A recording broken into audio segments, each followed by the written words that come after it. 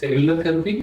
यानी CAR T cell therapy, chimeric antigen receptor T cell therapy जिसे हम लोग कहते हैं मेडिकल भाषा में, वो क्या चीज है? What is CAR T cell therapy? CAR T cell therapy का मतलब होता है कि जो मरीज अपने ब्लड कैंसर्स के इतने ज्यादा प्रभावित हैं कि उनके पास ठीक होने की संभावना बहुत ही कम है, यानी उनका बोन मैरो ट्रांसप्लांट फेल हो चुका है या फिर उनकी बीमारी जो है बोन मैरो ट्रांसप्लांट से ठीक होने की संभावना जिसके अंदर बहुत कम हो, उन मरीजों के लिए आज की तारीख में सेलुलर थेरेपी एक वरदान बनकर साबित हो रहा है। उस पद्धति के अंदर क्या किया जाता है? किसी व्यक्ति के अंदर, हम लोग साधारण भाषा में मानते हैं कि हमारे शरीर के अंदर जो भी समस्याएं चल रही है उससे लड़ने के लिए शरीर की इम्यूनिटी बहुत जरूरी होती है। तो इसी प्रकार से कैंसर से लड़ने के लिए भी शरीर की इम्यूनिटी बहुत जरूरी होती है।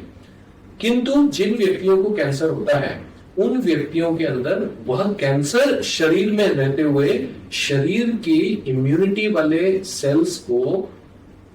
हरा देता है, उन्हें काम नहीं करने देता। यह कैंसर के अंदर सबसे बड़ी समस्या होती है, जिसकी वजह से उनकी इम्यूनिटी कम हो जाती है और वो कैंसर से भी हार जाते हैं और इम्यूनिटी कम होने की वजह से अलग अलग प्रकार के इन्फेक्शन से भी लड़ते रहते हैं।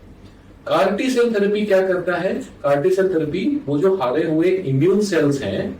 उन्हें ट्रेनिंग देती है, उन्हें इस प्रकार से प्रशिक्षित करती है कि वह शरीर के अंदर जाकर के वही इम्यूनिटी वाले सेल्स को वो मॉडिफाई करते हैं और वो मॉडिफिकेशन के बाद शरीर के अंदर डाल करके अपने ही कैंसर से लड़ाई करने के लिए प्रशिक्षित करते हैं। इसी पद्धति को कार टी सेल थेरेपी कहा जाता है। जो इम्यूनिटी वाले सेल्स हैं, टी सेल्स जिसे हम कहते हैं, वो एक्सट्रैक्ट किए जाते हैं ब्लड के माध्यम से, उन्हें जेनेटिकली मॉडिफाई किया जा सकता है और उन्हें यह सिखाया जाता है कि आपको इस प्रकार के कैंसर के सेल्स के साथ लड़ाई करनी है। और वो जब बॉडी के अंदर वापस एंटर करते हैं तो वो उन कैंसर के साथ जो कि पहले जिनसे वो लड़ाई नहीं कर पा रहे थे, अब उन ट्रेनिंग के बाद उन कैंसर से लड़ाई कर पाते हैं और उनको हराने के लिए सक्षम हो पाते हैं। तो हमारे लिए सबसे मैं समझता हूं गर्व की बात है कि भारत में आज की तारीख में करीबन 30 सेंटर ऐसे होंगे जहां पर कार टी सेल थेरेपी का इस्तेमाल हो रहा है। धीरे धीरे करके इसका प्रचलन और ज्यादा बढ़ रहा है। पर इसमें खुशी की बात यह है कि भारत के अंदर बहुत कम देश ऐसे हैं कि जहां पर उन देशों ने अपने कार टी सेल थेरेपी के प्रोडक्ट्स को डेवलप किया है।